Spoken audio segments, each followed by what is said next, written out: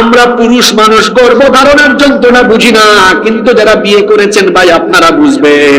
আপনার বউ যখন প্রেগনেন্ট হয়, রাতের বেলা আপনার পাশে ঘুমায়, শুধু কান্না করে, বউ কাঁদো কেন? কই বুঝো না কেন কাঁদে? তোমার সন্তান পেটের ভেতরে গুতাগুতি করে। আহারে, এই দৃশ্যটা দেখলে পরে আমার মায়ের কথা মনে পড়ে। যখন আমার মায়ের পেটে ছিলাম, এইভাবে আমার মাও না ঘুমায় সারাটা রাত কেঁদে কেঁদে কষ্ট করেছে। মাঝে মাঝে একটু হাসপাতালে যাবেন, হাসপাতালে গেলে দেখবেন ওই যে লেবার রুম, যেই রুমে নরমাল ডেলিভারি হয়, হাসপাতালে আছে না, ওই নরমাল ডেলিভারির রুম দিয়ে যদি কখনো হেঁটে যান, শুনবেন সন্তান সম্ভবা মা কত জোরে চিৎকার মারে, তার এক একটা চিৎকারে মনে হয় আসমান ফেটে যায়। আহারে, আজ থেকে 30 বছর 35 বছর আগে যখন আমাদের জন্ম হয়েছে, তখন তো সিজারও ছিল না। আমাদের মা আমাদেরকে জন্ম দিতে গিয়ে এক একটা চিৎকার দিয়ে কতটা সহ্য করেছেন, এই যন্ত্রণা আমাদের মা ছাড়া কেউ বুঝবে না। এত কষ্ট করে করে মা গর্ভধারণ করেছেন, 3টা কষ্ট মা বেশি সহ্য করেছেন, যেটা পৃথিবীর কোনো বাবা করে নাই। 1 নাম্বার হলো গর্ভধারণের যন্ত্রণা মা সহ্য করেছেন। 2 নাম্বার যন্ত্রণা হলো আপনাকে যেদিন মা জন্ম দিয়েছেন, সেদিন মা এত কষ্ট সহ্য করেছেন ডেলিভারির সময়। এই যে আমাদের শরীরে একটু বাড়ি খেলে কোথাও কি পরিমাণের ব্যথা লাগে, বেঁচে তো থাকতে পারে। মনে করেন আপনি রাস্তাঘাটে কোথাও একটা জুড়ে বাড়ি খেলেন, হুচট খেলেন, হাড্ডির মধ্যে ব্যথা পেলেন। চিকিৎসা বিজ্ঞান বলছে একজন মানুষ সর্বোচ্চ 20 থেকে 25 ইউনিট পর্যন্ত ব্যথা সহ্য করতে পারে, কিন্তু মা যখন সন্তানকে জন্ম দেয় 20 আর 25 নয়, 50 থেকে 55 ইউনিটের মারাত্মক বেদনা সহ্য করে। এইরকম বেদনা সহ্য করে আপনার মা আপনাকে জন্ম দিয়েছেন, এটা বাবা করে নাই। 3 নাম্বার হলো 2টা বছর বুকের দুধ আপনাকে আপনার মা খাইয়েছে, অন্য কেউ খাওয়ায় নাই। আপনার তো মুখে কোনো ভাষাও ছিল না, একটু ক্ষুধা লাগলে ভে ভে করে কান্না করতেন, কোনো ভাষা নাই, কিন্তু আপনার মা আপনাকে সময় মতো বারবার বুকের দুধ পান করিয়েছে। বলেন তো এই 3টা কষ্ট করে বাবা না মা? জোরে বলেন, বাবা না মা? শুধু তাই নয়, বাবার চাইতে সন্তানের প্রতি মায়ের দরদও বেশি। দেখবেন ঢাকা থেকে ফিরবেন, যদি ফিরতে অনেক রাত হয়, বাবাও ঘুমায় যায়, অনেক সময় বাপও ঘুমায় যায়, বাড়ির সবাই ঘুমায় যায়, কিন্তু মা ঘুমায় না। আপনি গোপালগঞ্জে পৌঁছেছেন, কিংবা আপনি ফরিদপুরের ভাঙ্গা পর্যন্ত আসছেন, রাত 2টা বাজে 3টা বাজে, সব ঘুমিয়ে গিয়েছে। মা বলবে, কিরে বাবা, সবাই তো বাড়ি এসেছে, ঘুমায়ও গিয়েছে, তুই কোথায়? তুই এখনো আসলি না, তোর টেনশনে তো আমার ঘুম লাগে না। এইরকম কল, এইরকম ফোনের মধ্যে আসে কি আসে না? রাত 3টা বাজুক 4টা বাজুক, বাড়িতে এসে দেখবেন সবাই ঘুমিয়ে গিয়েছে, কিন্তু একজন মানুষ তখনও ঘুমায় নাই। পাহারাদারের মতো বাড়ির দরজায় না ঘুমিয়ে আপনার মা তখনও আপনার জন্য অপেক্ষা করে। করে কি করে না বলেন? জোরে বলেন, করে কি করে না? এজন্য বলেছি, মা বাবার মতো ভালোবাসা আপনি পৃথিবীর কোথাও গিয়ে পাবেন। ভালোবাসা আজকে বউ পাইয়া বউকে বেশি ভালোবাসে, অথচ মা বাবা সন্তানকে যে ভালোবাসা দিয়েছেন, এই ভালোবাসার চাইতে দামি ভালোবাসা পৃথিবীতে আর। ঘুরে ঘুরে পৃথিবী দেখেছি, কত ভালোবাসা আমি পেয়েছি। ঘুরে ঘুরে পৃথিবী দেখেছি, কত ভালোবাসা আমি পেয়েছি। তোমার সাথে নেই কারো তুলনা, মা ও গো মা ও গো মা। অনেকেই বলেছে জীবন দিতেও পারে আমার তোরে, স্বার্থের পিছু টানে সকলেই গিয়েছে দূরে। অনেকেই বলেছে জীবন দিতেও পারে আমার তোরে, স্বার্থের পিছু টানে সকলেই গিয়েছে দূরে। আঘাত আঘাত করলে প্রতিঘাত করেছে, আঘাত করলে প্রতিঘাত করেছে, তুমি তো দুঃখের স্পর্শ দিলে না মা, ও গো মা, মা, ও গো মা। শত ঝড় জঞ্জায় আগলে রেখেছো মুড়ে বুকে, সারাটা জীবন ধরে পাহারা দিয়েছো চোখে চোখে।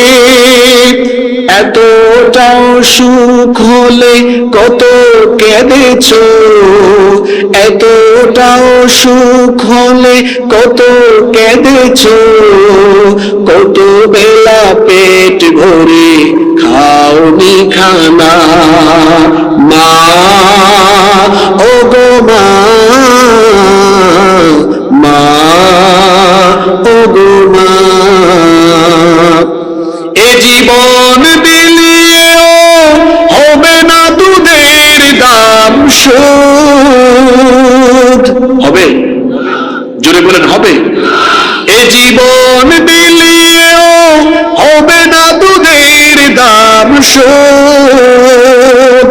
তোমাকে আঘাত করে যারা পশু, যারা নির্বোধ, তোমার পায়ের নিচে জানি জান্নাত, তোমার পায়ের নিচে জানি জান্নাত। তুমি তো জীবনের সব সাধনা। বলেন মা, ও গো মা, মা, ও গো মা, মা, ও গো মা, মা, ও গো মা। খবরদার মাকে বাবাকে আঘাত করবেন না। মা বাবাকে শাস্তি দেওয়ার পরিণতি বড় খারাপ। এটা নগদ না বাকি? আমাদের বয়স তো, আমার বয়স খুব একটা বেশি না, কিন্তু এই কম বয়সে আপনাদের সামনে আল্লাহ আমাদেরকে কথা বলাবেন বলে হয়তো এজন্য আল্লাহ দয়া করে দুনিয়ার কিছু বাস্তবতা দেখিয়েছেন, যেন বলতে পারি মা বাবাকে কষ্ট দিয়েছে এমন সন্তান ভিক্ষা করেও খাইতে পারে না, আল্লাহ নিজের চোখে দেখিয়েছে। খবরদার পিতামাতাকে আঘাত করবেন। পিতামাতার অবাধ্যতা, আব্বা আম্মাকে কষ্ট দেওয়ার শাস্তি বাকি না নগদ? যারা পিতামাতার সাথে বেয়াদবি করো, ফকির হাটের বাগের হাটের ছেলেরা শুনে নাও, ভিক্ষা করে তোমাকে ভাত খাওয়া লাগবে। তোমার জীবনে শান্তি পাবে না, অশান্তির দাবানল তোমার জীবনে জ্বলবে। যেই সন্তান পিতামাতার অবাধ্য হবে, পিতামাতাকে কষ্ট দিবে, সেই নাফরমান কুসন্তানকে দুনিয়াতে তাড়াতাড়ি যিনি শাস্তির সম্মুখীন করবেন তিনি কে? কলিজার টুকরা যুবক ভাইয়েরা, সতর্ক হয়ে যান, সাবধান হয়ে যান। আব্বা আম্মার সাথে বেয়াদবি করবেন না, বাবা মাকে কষ্ট দিবেন না, গলা উঁচু করে কথা বলবেন না, বাবা মাকে ধমকাবেন না। বাবা মাকে আঘাত দিলে, বাবা মাকে কষ্ট দিলে কষ্ট পান কে?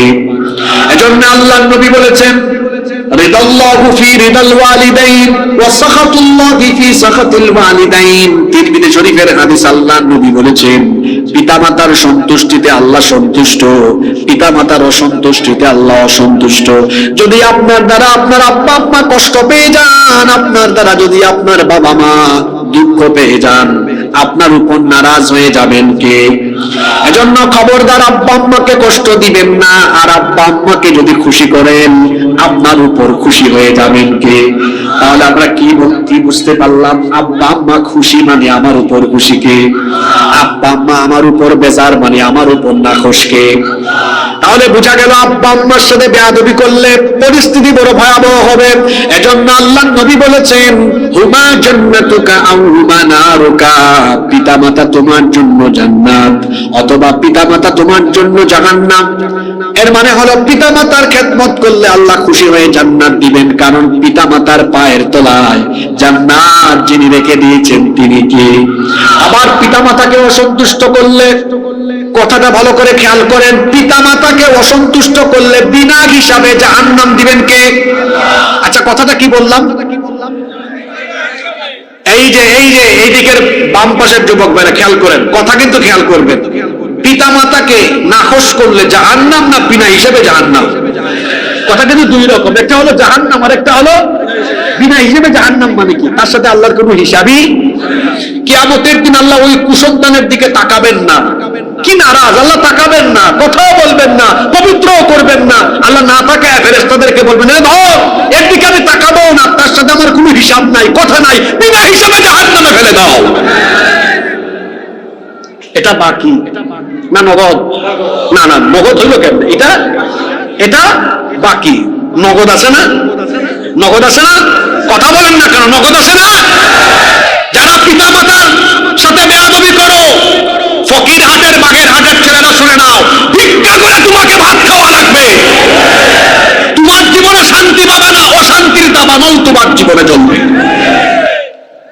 6 দিন আগে বিয়ে করছে, 6 দিন। কয় হুজুর, আমার আব্বা আম্মা আমার বউর উপর জুলুম করে, আমি কি করব? তুমি কি করবা? মানে বউকে রাখবা বউয়ের জায়গায়, আব্বা আম্মাকে রাখবা আব্বা আম্মার জায়গায়। এক সাহাবী এসে বলছেন, আমার আব্বা আমার আম্মা কাফের, আমি কি করব? রাসূল বললেন, বাড়ি যাও, তোমার পিতামাতা কাফের হলেও তাদের খেদমত করা লাগবে। সুবহানাল্লাহ, মুখ দিয়ে বের হয় না। আল্লাহ কোরআনে বলেছেন, তোমার পিতামাতার সাথে দুনিয়াতে ভালো আচরণ করতে হবে, কাফির হোক। যদি তোমাকে শিরকের ব্যাপারে বাধ্য করে, ওই কথাটা শুধু শুনবা না। এছাড়া ওয়াসাহিবহুমা ফিদ দুনিয়া মা'রুফা, দুনিয়াতে তাদের সাথে উত্তম আচরণ করার হুকুম দিয়েছেন কে? একজন সাহাবী রাসূলকে এসে বললেন, আমাকে যুদ্ধে যাবার পারমিশন দেন। রাসূল বললেন, তোমার কি ঘরে মা আছে? সাহাবী বললেন, হ্যাঁ। নবী বললেন, যুদ্ধে যাওয়া লাগবে না, বাড়ি যাও, তোমার মায়ের পায়ের তলায় তোমার জান্নাত আছে। সুবহানাল্লাহ পড়তে ইচ্ছে করে না? পিতামাতাকে যারা কষ্ট দিবে দুনিয়াতে কেমন নগদ শাস্তি পেতে হবে শোনেন। লাঞ্ছনা, গঞ্জনা, অপমানের জীবন পাবেন, দুনিয়ায় কোনো সুখ শান্তি পাবেন না। আর যদি দুনিয়ায় আপনি সুখ শান্তি পেতে চান, বরকত পেতে চান, রিজিকে, হায়াতে, সম্মানে, সব জায়গায় যদি বরকত পেতে চান, পিতামাতার খেদমত করতে হবে। কারণ আল্লাহর নবী বলেছেন, মান সাররাহু আইয়াবসুতা লাহু ফি রিজকিহি আও ইউনসাআ লাহু ফি আথারিহি ফালইয়াসিল রাহিমা আযমুর রাহিমি আল ওয়ালিদান আকরাবুর রাহিমি আল ওয়ালিদান। আল্লাহর নবী বলেছেন, যে ব্যক্তি তার হায়াতে তার রিজিকের মধ্যে বরকত চায়, তার উচিত তার পিতামাতার খেদমত করা। কারণ পিতামাতার খেদমত করলে জীবনটাকে যিনি বরকত দিয়ে ভরে দিবেন তিনি কে? একটা ঘটনা শোনাচ্ছি, মনোযোগ আছে আপনাদের? একবার 3 ভাই, কয় ভাই? 3 ভাই ঘরের ভিতরে পারিবারিক বৈঠকে বসেছে। তো বড় ভাই তার ছোট 2 ভাইকে বলতেছে, দেখো ভাইরা, আমাদের আব্বা আম্মা দুজনকে চলো আমরা ভাগাভাগি করে খাওয়াই। বড় ভাই বলতেছে, আমি 10 দিন, মেজো ভাই তুমি 10 দিন, ছোট ভাই তুমি আরো 10 দিন, 3 10 30 দিন। মেজো ভাই বলতেছে, বড় ভাই আমি আপনার সাথে দ্বিমত, 10 দিন 10 দিন 10 দিন হলে কম হয়, চলেন আমরা 1 মাস করে ভাগাভাগি করি। আব্বা আম্মা কি ছোটবেলায় আমাদেরকে ভাগাভাগি করেছেন? জোরে বলেন, করেছেন? এরা কি করতেছে এখন? ভাগাভাগি করতেছে। 2 ভাই এই কথা বলার পরে ছোট ভাই বলতেছে বড় 2 ভাইকে, ভাইয়া আমি তো আপনাদের ছোট, আপনাদের 2 জনের প্রতি আমার একটা বিশেষ দাবি আছে। সেটা হলো, আব্বা আম্মা 2 জনকে আমরা ভাগাভাগি না করে আপনারা এক কাজ করেন, আমি ছোট ভাই হিসাবে আপনাদের কাছে দাবি করছি, আব্বা আম্মা 2 জনকে আমার কাছে সারা জীবনের জন্য দিয়ে দেন। এই বড় 2 ভাই মনে মনে এমন খুশি হয়েছে, খুশি হয়ে একটু কায়দা করে জবাব দিয়েছে, কয় দেখো তুমি আমাদের 2 জনের ছোট ভাই হয়ে তুমি দাবি করছো, বড় ভাই হয়ে কি তোমার এই দাবি আমরা ফালাইতে পারি? শুনতেছেন আপনারা? যাও, তোমার দাবি পূরণ করলাম, কারণ বড় ভাই হয়ে তো ছোট ভাইয়ের মনে কষ্ট দেওয়া ঠিক না। দেখছেন কি জাতের মতলববাজ? এই 3 ভাইয়ের কথোপকথন শুনছে এক আঙ্কেল, এক চাচা। ওই চাচা এসে ছোট ছেলেকে, ছোট ভাইকে বলতেছে, ভাতিজা তুমি এত ব্যাকুল কেন? কয় চাচা আমাকে ব্যাকুল বললেন কেন? বলবো না, তোমার বাকি দুই ভাইও দায়িত্ব দিতে চাইলো। মাইক প্রথমে ঠিক ছিল ভাই, ওই সেটআপমেন্ট আগের সেটআপমেন্টে নিয়েছিল। তোমার বড় দুই ভাই ভাগাভাগি করতে চাইলো, তুমি তাদেরকে দায়িত্ব না দিয়ে তুমি একা কেন দায়িত্ব নিলা? এটা তো বোকামি করলা, তুমি আসলে একটা ব্যাককল। তখন ছোট ছেলেটা বলল, আঙ্কেল চাচা রাগ করেন না, আপনি ব্যাককল, আমার দুই ভাই তারাও ব্যাককল। চাচা বলতেছে, হ্যাঁ আমি তোমার বাবার বয়সী, তুমি আমাকে ব্যাককল বললা? কয় চাচা রাগ করেন না, আমিও জানি আপনি আমার বাবার বয়সী, কিন্তু ব্যাককল কেন বলেছি জানেন? আপনি হিসাব নিকাশে বড় কাঁচা, আমার দুই ভাই তারাও কাঁচা। আমার দুই ভাই ভেবেছে আব্বা আম্মাকে খাওয়াইলে সম্পদ কমে যাবে, আর আমার উপর দায়িত্ব চাপাই দিলে তাদের সম্পদ বাঁচবে। তাদের এই ধারণা ভুল, কারণ আমাকে সম্পদ দিয়েছেন কে? আল্লাহর দেওয়া সম্পদ আমি যদি আমার আব্বা আম্মাকে খাওয়াই, চিকিৎসা করাই, তাদের খেদমতে আমি যদি খরচ করি, আর আমার আব্বা আম্মা যদি সন্তুষ্ট থাকেন, আল্লাহ আমার উপর এমন সন্তুষ্ট হবেন যে দুনিয়ার সম্পদ আল্লাহ আমার পায়ের তলায় ফেলে দিবেন।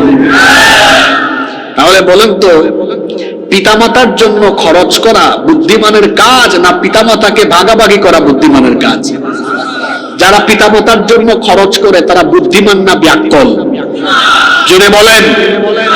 আর যারা পিতামাতাকে ভাগাভাগি করে, পিতামাতার খোঁজ খবর নেয় না, পিতামাতাকে চিকিৎসা করায় না, যারা আব্বা আম্মার খোঁজ খবর নেয় না, এরা বুদ্ধিমান না ব্যাককল? জোরে বলেন। বাগেরহাটের ফকিরহাটের আমার প্রিয় যুবক ভাইয়েরা, আপনারা কি ব্যাককল হবেন না বুদ্ধিমান হবেন? এই আওয়াজে হবে ব্যাককল না বুদ্ধিমান? জোরে বলেন, ব্যাককল না বুদ্ধিমান? বুদ্ধিমান হতে হলে খেদমত করতে হবে কার? আল্লাহর ইবাদতের পরে আপনার উপর দায়িত্ব হলো কার খেদমত করা? জোরে বলেন, কার খেদমত করা?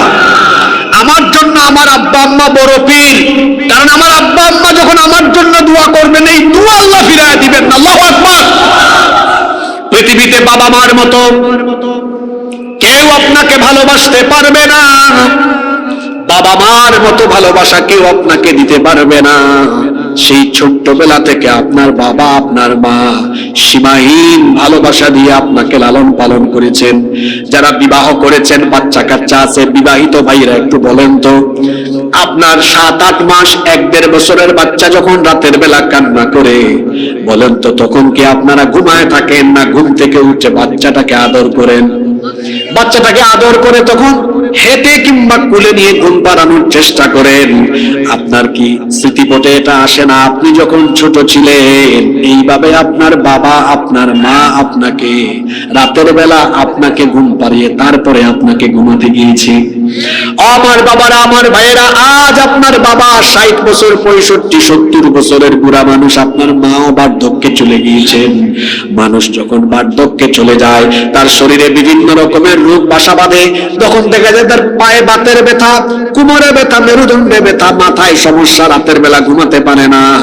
আরে ছোটবেলা আপনার আব্বা আম্মা আপনাকে ঘুম পাড়ালো, এখন কি আপনার দায়িত্ব নয় এই বার্ধক্য বয়সে আপনার পিতামাতাকে একটু ঘুম পাড়ানো? এটাও আপনার দায়িত্ব। কিন্তু বুকে হাত দিয়ে কয়জন বলতে পারবেন যে আপনি আপনার আব্বার রুমে আম্মার রুমে গিয়ে বাবা মাকে মাথায় হাত বুলিয়ে হাত পা টিপে ঘুম পাড়িয়ে তারপরে ঘুমাতে গিয়েছেন? এটা তো করেন না। শোনেন শোনেন, আব্বা আম্মার রুমে যাবেন, বাবাকে গিয়ে বলবেন, আব্বা, গিয়ে বলবেন, বাবা আমি আপনার পাটা টিপে দেই, আপনার হাতটা টিপে দেই, মাথাটা টিপে দেই। বাবা বলবে না লাগবে না, চলে যাও। কিন্তু আপনি থাকেন, একটু মাথাটা টিপে টিপে হাত পা টিপে ঘুম পাড়ান। দেখবেন আপনার বাবা যখন শান্তিতে ঘুমাবে মনে মনে বলবে, আল্লাহ আমার ছেলেটা আমাকে খুব শান্তি করে দিয়েছে, তুমিও আমার ছেলেটাকে, আমার মেয়েটাকে দুনিয়া আখিরাতে শান্তি করে দাও। আল্লাহু আকবার। আব্বা আম্মাকে সাথে নিয়ে খাবেন, সেই ছোটবেলার কথা আজ আপনার মনে নাই। গোশতের সবচেয়ে ভালো টুকরা রান আপনার আব্বা আম্মা আপনার প্লেটের মধ্যে তুলে দিয়েছেন, মাছের ভালো টুকরাটা আপনাকে দিয়েছেন।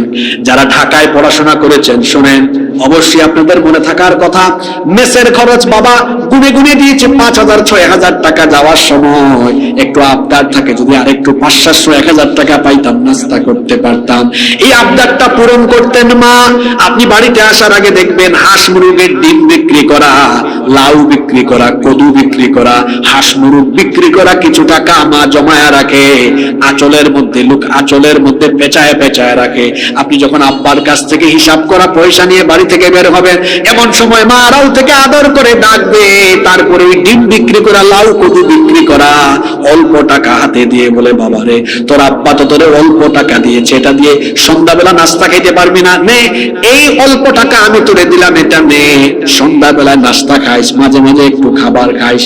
আর যে বাবা যেই মা এমন সীমাহীন ভালোবাসা দিয়ে আপনাকে লালন পালন করে বড় করে তুললো, আজকে আব্বা আম্মা দুজনেরই ইনকাম নাই, আপনার দায়িত্ব হলো সপ্তাহ পরে 2 সপ্তাহ 3 সপ্তাহ বা মাসের পরে দেওয়া, আব্বা এই টাকাটা আপনি নেন, আম্মা এই টাকাটা আপনি নেন, খরচ করিয়েন, এমনি দেন না। কারণ আপনার পিতামাতা কই দিন আর দুনিয়াতে আছে, দেন। ছোটবেলায় এভাবে আপনার হাতে লুকায় লুকায় আব্বা আম্মা পয়সা দিতেন, আপনি ওরকম দেন।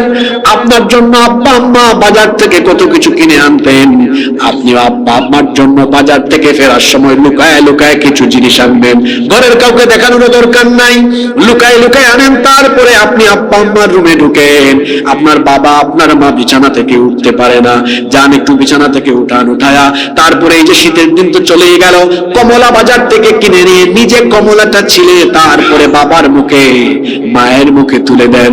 যখন আব্বা আম্মা খুশি হয়ে একটা হাসি মারবে, আল্লাহর কসম আল্লাহর আরশ আপনার উপর খুশি হয়ে যাবে। আব্বা আম্মার খেদমত করেন, আব্বা আম্মার খেদমত করেন, আব্বা আম্মার খেদমত করেন। যাদের বাবা মা বেঁচে আছে মনে রাখবেন, দোয়া চাওয়ার দোয়া পাওয়ার জায়গা এখনো আপনার বাকি আছে। কিন্তু বাবা মা যখন দুনিয়া থেকে চলে যাবে, আফসোস আরম্ভ হবে। টাকা থাকবে কিন্তু কবরের সামনে গিয়ে বলবেন, আরে যদি আব্বা থাকতো খরচ করতে পারতাম, আম্মা থাকতো খরচ করতে পারতাম। আফসোস করার আগে আপনি আপনার আব্বা আম্মার জন্য খরচ করেন। বাবা মা অসুস্থ, আপনি চিকিৎসা করান না, কি নাফরমান সন্তান আপনি। অথচ ছোটবেলায় আপনার অল্প অসুস্থতা হলে আপনার বাবা মা পাগল পাড়া হয়ে যেত, মা সারা রাত না ঘুমায় আপনার সেবা করত। বাবার কাছে টাকা না থাকলে ঋণ করে ধার করে এনে তারপরে আপনাকে নিয়ে হাসপাতালে যেত। সেই বাবা সেই মা অসুস্থ, কেন আজ আপনি চিকিৎসা করান না? বাবা মা কষ্ট পাচ্ছেন। বাবা মা কষ্ট পেলে কষ্ট পান কে? বাবার চাইতে সন্তানের জন্য মায়ের অবদান কম না বেশি? মা বাবার চাইতে বেশি কষ্ট সহ্য করেছেন, মা বাবার চাইতে 3টা কষ্ট বেশি সহ্য করেন, যেটা পৃথিবীর কোনো বাবা করে না। 1 নাম্বার, পেটে ধারণ করেন, গর্ভে ধারণ করেন কে?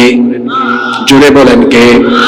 আমরা পুরুষ মানুষ গর্ভধারণের যন্ত্রণা বুঝি না, কিন্তু যারা বিয়ে করেছেন ভাই আপনারা বুঝবেন। আপনার বউ যখন প্রেগনেন্ট হয়, রাতের বেলা আপনার পাশে ঘুমায়, শুধু কান্না করে, বউ কাঁদো কেন? কই বুঝো না কেন কাঁদে? তোমার সন্তান পেটের ভেতরে গুতাগুতি করে। আহারে, এই দৃশ্যটা দেখলে পরে আমার মায়ের কথা মনে পড়ে। যখন আমার মায়ের পেটে ছিলাম, এইভাবে আমার মাও না ঘুমায় সারাটা রাত কেঁদে কেঁদে কষ্ট করেছে। মাঝে মাঝে একটু হাসপাতালে যাবেন, হাসপাতালে গেলে দেখবেন ওই যে লেবার রুম, যেই রুমে নরমাল ডেলিভারি হয়, হাসপাতালে আছে না? ওই নরমাল ডেলিভারির রুম দিয়ে যদি কখনো হেঁটে যান, শুনবেন সন্তান সম্ভবা মা কত জোরে চিৎকার মারে, তার এক একটা চিৎকারে মনে হয় আসমান ফেটে যায়। আহারে, আজ থেকে 30 বছর 35 বছর আগে যখন আমাদের জন্ম হয়েছে, তখন তো সিজারও ছিল না।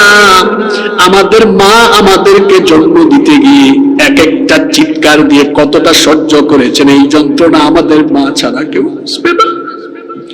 এত কষ্ট করে করে মা গর্ভধারণ করেছেন। 3টা কষ্ট মা বেশি সহ্য করেছেন, যেটা পৃথিবীর কোনো বাবা করে নাই। 1 নাম্বার হলো গর্ভধারণের যন্ত্রণা মা সহ্য করেছেন। 2 নাম্বার যন্ত্রণা হলো আপনাকে যেদিন মা জন্ম দিয়েছেন, সেদিন মা এত কষ্ট সহ্য করেছেন ডেলিভারির সময়। এই যে আমাদের শরীরে একটু বাড়ি খেলেন কোথাও কি পরিমাণের ব্যথা লাগে, বেঁচে তো থাকতে পারে। মনে করেন আপনি রাস্তাঘাটে কোথাও একটা জুড়ে বাড়ি খেলেন, হুচট খেলেন, হাড্ডির মধ্যে ব্যথা পেলেন। চিকিৎসা বিজ্ঞান বলছে একজন মানুষ সর্বোচ্চ 20 থেকে 25 ইউনিট পর্যন্ত ব্যথা সহ্য করতে পারে। কিন্তু মা যখন সন্তানকে জন্ম দেয়, 20 আর 25 নয়, 50 থেকে 55 ইউনিটের মারাত্মক বেদনা সহ্য করে। এইরকম বেদনা সহ্য করে আপনার মা আপনাকে জন্ম দিয়েছেন, এটা বাবা করে নাই। 3 নাম্বার হলো 2টা বছর বুকের দুধ আপনাকে আপনার মা খাইয়েছে, অন্য কেউ খাওয়ায় নাই। আপনার তো মুখে কোনো ভাষাও ছিল না, একটু ক্ষুধা লাগলে ভে ভে করে কান্না করতেন, কোনো ভাষা নাই, কিন্তু আপনার মা আপনাকে সময় মতো বারবার বারবার বুকের দুধ পান করিয়েছে। বলেন তো এই 3টা কষ্ট করে বাবা না মা? জোরে বলেন, বাবা না মা? শুধু তাই নয়, বাবার চাইতে সন্তানের প্রতি মায়ের দরদও বেশি। দেখবেন ঢাকা থেকে ফিরবেন, যদি ফিরতে অনেক রাত হয়, বাবাও ঘুমায় যায় অনেক সময় বাপও ঘুমায় যায়, বাড়ির সবাই ঘুমায় যায়, কিন্তু মা ঘুমায় না। আপনি গোপালগঞ্জে পৌঁছেছেন কিংবা আপনি ফরিদপুরের ভাঙ্গা পর্যন্ত আসছেন, রাত 2টা বাজে 3টা বাজে, সব ঘুমিয়ে গিয়েছে। মা বলবে, কিরে বাবা, সবাই তো বাড়ি এসেছে, ঘুমায়ও গিয়েছে, তুই কোথায়? তুই এখনো আসলি না, তোর টেনশনে তো আমার ঘুম লাগে না। এইরকম কল, এইরকম ফোনের মধ্যে আসে কি আসে না? রাত 3টা বাজুক 4টা বাজুক, বাড়িতে এসে দেখবেন সবাই ঘুমিয়ে গিয়েছে, কিন্তু একজন মানুষ তখনও ঘুমায় নাই। পাহারাদারের মতো বাড়ির দরজায় না ঘুমিয়ে আপনার মা তখনও আপনার জন্য অপেক্ষা করে। করে কি করে না বলেন? জোরে বলেন, করে কি করে না? এজন্য বলেছি, মা বাবার মতো ভালোবাসা আপনি পৃথিবীর কোথাও গিয়ে পাবেন। ভালোবাসা আজকে বউ পাইয়া বউকে বেশি ভালোবাসে, অথচ মা বাবা সন্তানকে যে ভালোবাসা দিয়েছেন, এই ভালোবাসার চাইতে দামি ভালোবাসা পৃথিবীতে আর। ঘুরে ঘুরে পৃথিবী দেখেছি, কত ভালোবাসা আমি পেয়েছি। ঘুরে ঘুরে পৃথিবী দেখেছি, কত ভালোবাসা আমি পেয়েছি। তোমার সাথে নেই কারো তুলনা, মা ও গো মা, মা ও গো মা। অনেকেই বলেছে জীবন দিতেও পারে আমার তোরে, স্বার্থের পিছু টানে সকলেই গিয়েছে দূরে। অনেকেই বলেছে জীবন দিতেও পারে আমার তোরে, স্বার্থের পিছু টানে সকলেই গিয়েছে দূরে। আঘাত করলে প্রতিঘাত করেছে, আঘাত করলে প্রতিঘাত করেছে। তুমি তো দুঃখের স্পর্শ দিলে না, মা ও গো মা, মা ও গো মা। শত ঝড় জঞ্জায় আগলে রেখেছো মুড়ে বুকে, সারাটা জীবন ধরে পাহারা দিয়েছো চোখে চোখে। এতটাও সুখ হলে কত কেঁদেছো, এতটাও সুখ হলে কত কেঁদেছো। কত বেলা পেট ভরে খাওনি খানা, মা ও গো মা, মা ও গো মা। এ জীবন বিলিয়েও হবে না দুধের দাম শোধ। হবে? জোরে বলেন, হবে? এ জীবন বিলিয়েও হবে না দুধের দাম শোধ। তোমাকে আঘাত করে যারা পশু, যারা নির্বোধ, তোমার পায়ের নিচে জানি জান্নাত, তোমার পায়ের নিচে জানি জান্নাত। তুমি তো জীবনের সব সাধনা। বলেন, মা ও গো মা, মা ও গো মা, মা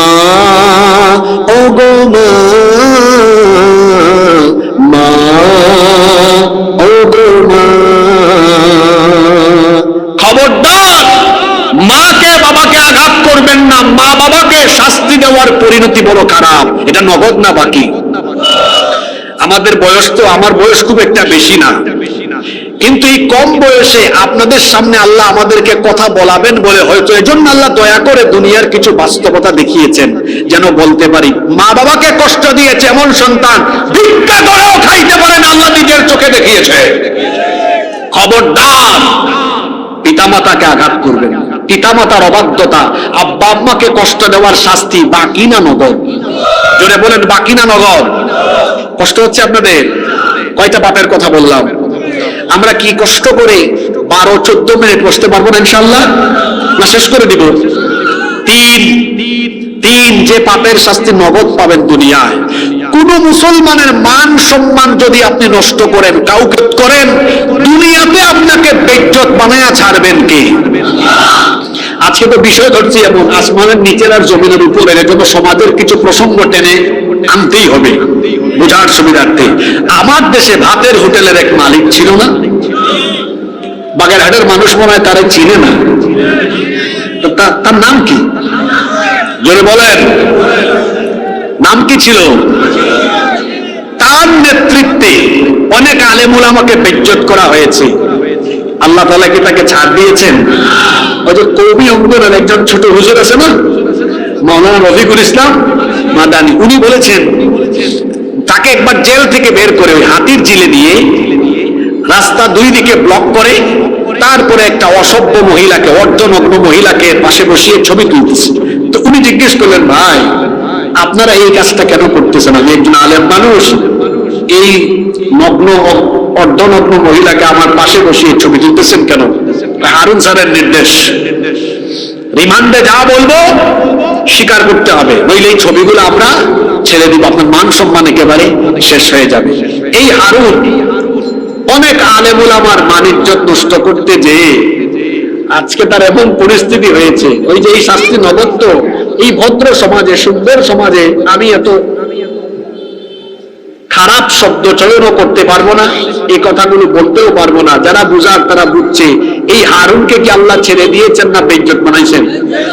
কেমনে বেইজ্জত বানাইছেন এটা আর আমি বলবো না, এটা আপনারা জানেন। জানেন না?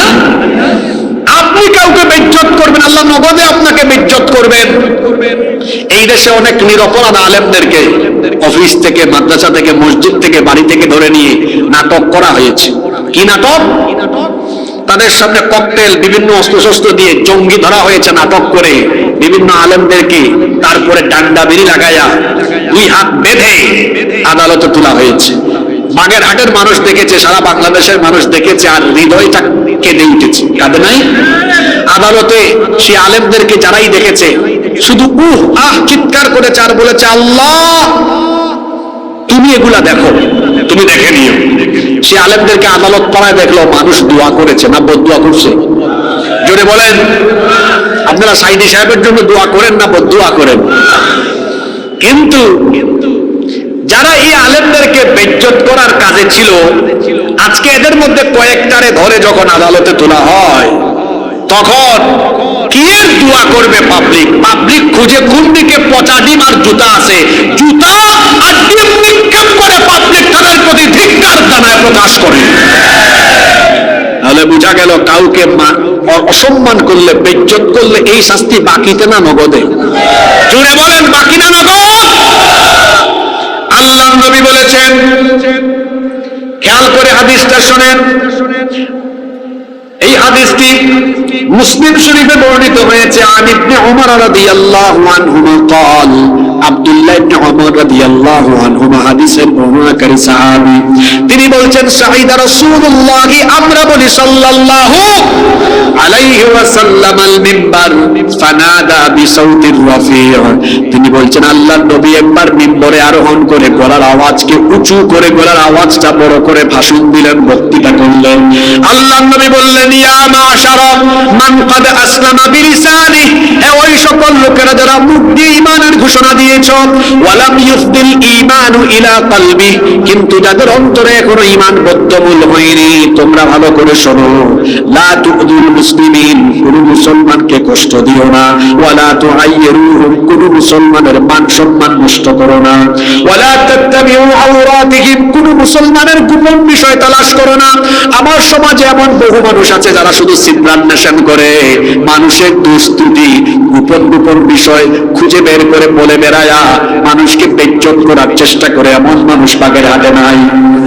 আল্লাহ নবী বলেছেন খবরদার এটা করো না, কারণ নবীজি বলেছেন ফাইন্নাহু মান তাত্তাবা আওরাতা আখিহিল মুসলিমি তাত্তাবা আল্লাহু আওরাতাহু ওয়া মান তাত্তাবা আল্লাহু আওরাতাহু ইয়াফদাহু ওয়ালাউ ফি জাওফি রাহলি। আল্লাহ নবী বলেছেন যদি কোনো ব্যক্তি তার মুসলমান ভাইয়ের দোষ ত্রুটি খুঁজে খুঁজে এগুলো মানুষের সামনে বলে বেড়ায় তাকে বেইজ্জত করার জন্য, আল্লাহ তখন ওই ব্যক্তির গোপন গোপন বিষয়গুলো মানুষের সামনে ফাঁস করে দিয়ে ওই লোকটাকেও বেইজ্জত করার দায়িত্ব নিবেন কে? তার মানে আপনি কাউকে বেইজ্জত করার চেষ্টা করলে আপনাকে বেইজ্জত করার ব্যবস্থা করে ছাড়বেন কে? এজন্য খবরদার, আল্লাহ যাকে ধরবেন তারে বেইজ্জত বানায়া ছাড়বেন। এজন্য এই অভ্যাস থাকলে এটা ত্যাগ করুন, নইলে এর শাস্তি বাকি না নগদ। তার বিপরীতে যদি আপনি মানুষের দোষ ত্রুটি দেখলে একাকী তাকে সংশোধন করে দেন, তাকে যদি মানুষের সামনে বেইজ্জত না করেন, আল্লাহর নবী বলেছেন লা ইয়াসতুরু আবদুন আবদান ফিদ দুনিয়া ইল্লা সাতারাহুল্লাহু ইয়াউমাল কিয়ামাহ। আল্লাহর নবী বলেছেন যদি কোনো ব্যক্তি তার মুসলমান ভাইয়ের দোষ ত্রুটি গোপন রাখে, আল্লাহ ওই ব্যক্তির দোষ ত্রুটি কিয়ামতের দিন গোপন রেখে আল্লাহ তাকে জান্নাত দিবেন। আমার দিকে তাকান আর রাসূলের কথাটা শুনেন। আপনি দেখলেন একজন লোক দোষ করেছে, অন্যায় করেছে, তাকে একাকী সংশোধন দিলেন, মানুষকে এটা বললেন না, কিয়ামতের দিন আল্লাহ আপনাকে ডাকবেন, এই তুমি এদিকে আসো, তোমার তো অভ্যাস খুব ভালো ছিল, তুমি তোমার ভাইদের দোষ ত্রুটি মানুষের সামনে বলে বলে মানুষকে বেইজ্জত করতে না, তোমার হাতে যে আমলনামা আছে তোমারও অনেক গুনাহ আছে, দোষ ত্রুটি আছে, কিন্তু আজ আমি এগুলা দেখবো না, মানুষের সামনে ফাঁসও করবো না, তোমাকে মাফ করে দিলাম, ওই আমার জান্নাত, দৌড়ে দৌড়ে জান্নাতে ঢুকে যাও। সুবহানাল্লাহ তো কইলেন, কিন্তু এই অভ্যাসটা নিজের মধ্যে আমরা ডেভেলপ করতে পারবো তো? এতগুলা মানুষ ইনশাআল্লাহর আওয়াজ এত ছোট হয়, খায় আসছেন? জোরে বলেন ইনশাআল্লাহ। তিনটা বলে ফেলছি, নাম্বার 4। 4 নাম্বার যে পাপের শাস্তি নগদ। যুবক ভাইরা আছে না ঘুমাই গেছে? জিনা ব্যভিচারের শাস্তি নগদ না বাকি? গার্লফ্রেন্ড বানায়া রাতের বেলা করো চেটিং, দিনের বেলায় মারো ডেটিং, এগুলোর শাস্তি নগদ। বিবাহ বহির্ভূত হারাম রিলেশনে সম্পৃক্ত হলে পরে আল্লাহ তাআলা দুনিয়াতেই শাস্তি দিবেন। দেখেন না চেহারার মধ্যে কি সমস্যা দেখা দিয়েছে, যুবক যুবক ছেলেরা 18 বছর 19 বছর বিয়ে শাদীও করে না, গালের দুই পাশের মাংস হাড্ডির চিপার ভিতরে ঢুকে গেছে, দিনের বেলা ঝিমায় ঝিমায় হাতে মনে হয় এই মুহূর্তে পড়ে যাবে। তার পরিণতি এমন হয়েছে কেন? কারণ গভীর রাত পর্যন্ত মোবাইল আর ইন্টারনেটের অপব্যবহার করে জিনার সাগরে ডুবে থেকে চিপায় চাপায় তার যৌবন নষ্ট করে। এজন্য তার এই পরিণতি হয়েছে। খবরদার যুবক ভাইয়েরা, বিবাহ বহির্ভূত হারাম রিলেশন থেকে নিজেকে বাঁচান। আল্লাহর নবী বলেছেন ইদা জানা রাজুলু খারাজা মিনহুল ঈমান, যখন কোন ব্যক্তি জিনা ব্যভিচারে লিপ্ত হয় তখন তার অন্তর থেকে ঈমান বের হয়ে যায়। কানা আলাইহি কাযুল্লাহ, অন্তর থেকে ঈমান বের হয়ে শামিয়ানা বা আসমানের মেঘের টুকরার মতো মাথার উপরে ভাসতে থাকে। এই হাদিস আমাদেরকে